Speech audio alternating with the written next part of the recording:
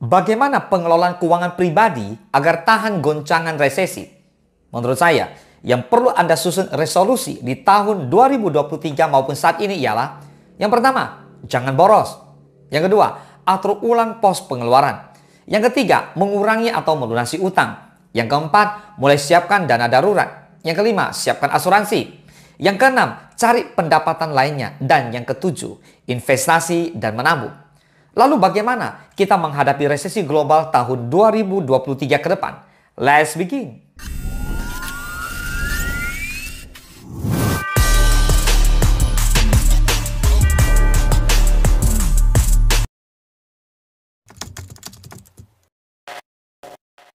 Yang pertama, mengerti dan mempelajari cara mengatur keuangan. Mungkin kita mengira bahwa mengatur uang itu merupakan hal yang sulit dan rumit. Padahal dengan mengatur uang yang kita miliki dapat menyelamatkan hidup kita dikala datang hal-hal yang tak terduga.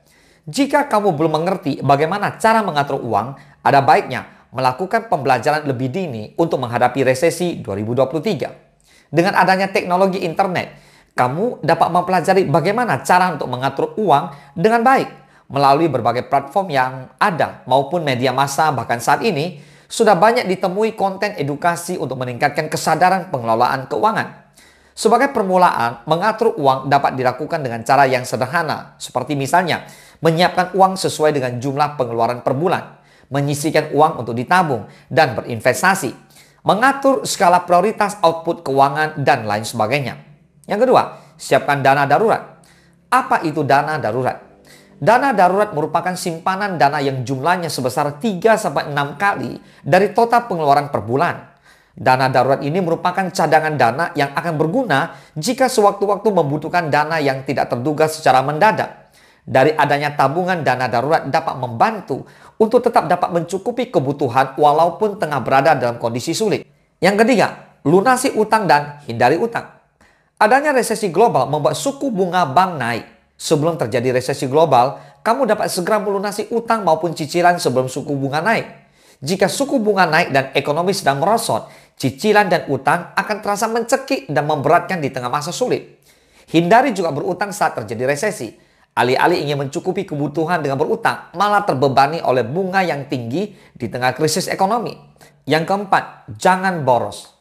Sikap kita dan karakter kita menghadapi krisis tentu harus jauh lebih bijaksana. Mengapa demikian? Karena dari apa yang menjadi keputusan kita menentukan kehidupan kita ke depan. Dengan kondisi krisis, tentu semua barang-barang mulai naik harga. Apa harus kita lakukan? Jangan boros. Kalau kita bisa efisien, sebisa mungkin kita efisien. Kondisinya adalah krisis akan terjadi. Tapi kalau kita antisipasi dengan baik, kita hidup benar, jangan boros, maka keuangan kita benar, ekonomi kita benar, maka kehidupan keluarga kita pun pasti dalam kondisi yang baik dan benar. So, keuangan kita pasti aman. Dan yang kelima, meningkatkan pendapatan. Jika kamu sudah memiliki penghasilan tetap, ada baiknya tetap mengupayakan untuk menambah penghasilan. Tidak dapat dipungkiri bahwa bayang-bayang resesi bisa saja membuat kita di PHK dari pekerjaan kita. Maka dari itu diperlukan adanya penghasilan tambahan atau passive income yang dapat menopang kebutuhan kita. Contoh yang dapat dilakukan untuk meningkatkan pendapatan adalah membuka bisnis, menyediakan jasa, membuka online shop, berinvestasi pada pasar modal dengan risiko kecil, ataupun join di bisnis multi-level marketing yang bisa menambah penghasilan Anda. Perlu diperhatikan bahwa pendapatan tambahan yang kita dapatkan harus dapat dikelola dengan baik pula. Yang keenam, hindari stres berlebih. Kesehatan mental tidak boleh dianggap sebagai masalah yang sepele. Dalam menghadapi resesi global 2023, pastinya akan ada banyak dampak yang kita rasakan dalam situasi penurunan ekonomi. Seperti perasaan putus asa dalam bekerja, perasaan tidak puas terhadap penghasilan, perasaan gagal dan tidak dapat bertahan hidup, dan lain sebagainya.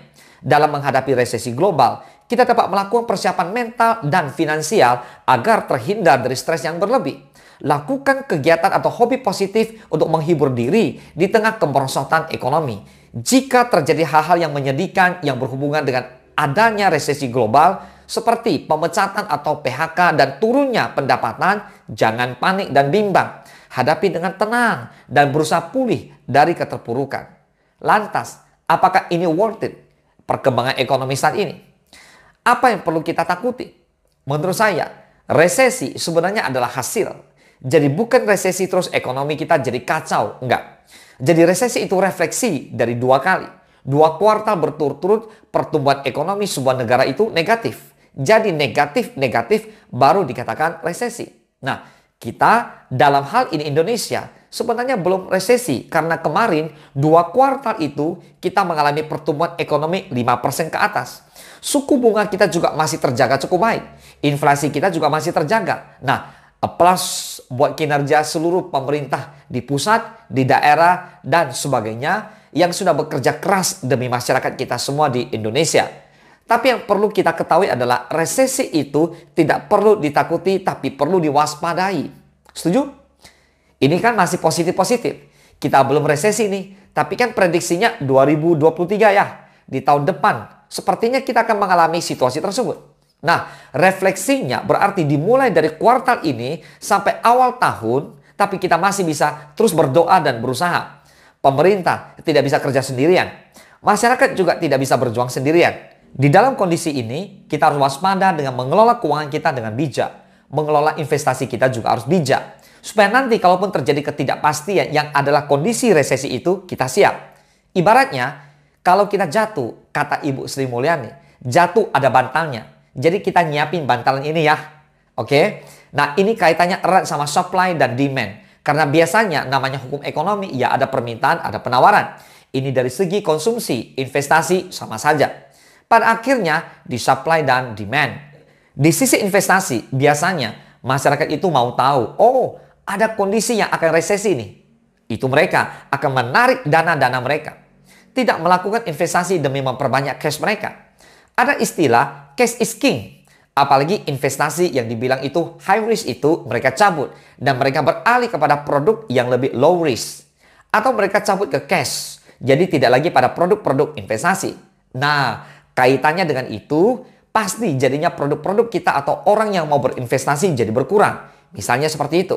Jadi bisa terjadi. Pertanyaannya, mengapa hari ini saya mau sharing hal ini? Karena sebenarnya saya percaya kita, Indonesia khususnya, sudah melewati banyak sekali krisis. Tahun 1998, 2013, COVID-19 kemarin, dan lain-lain. Terus 2008 juga kalau nggak salah ya. Itu banyak sekali kondisi krisis yang kita alami. Tapi kalau dilihat dari situasi harga saham yang tercermin lewat indeks harga saham gabungan itu selalu naik dan tidak anjlok. Jadi walaupun ada turunnya, tapi tetap naik lagi. Kenapa? Karena ternyata masyarakat itu cukup cerdas. Prinsipnya, kita harus pintar dalam mengelola keuangan kita sendiri. Hal yang tidak perlu dibeli, ya jangan dibeli. Percayalah, kita sebagai masyarakat Indonesia adalah masyarakat yang tangguh. Dan jangan takut resesi bila Anda menerapkan resolusi-resolusi yang saya sampaikan ini semua dengan poin-poin penting perihal resesi. Semoga bermanfaat. Salam sukses, Dasia.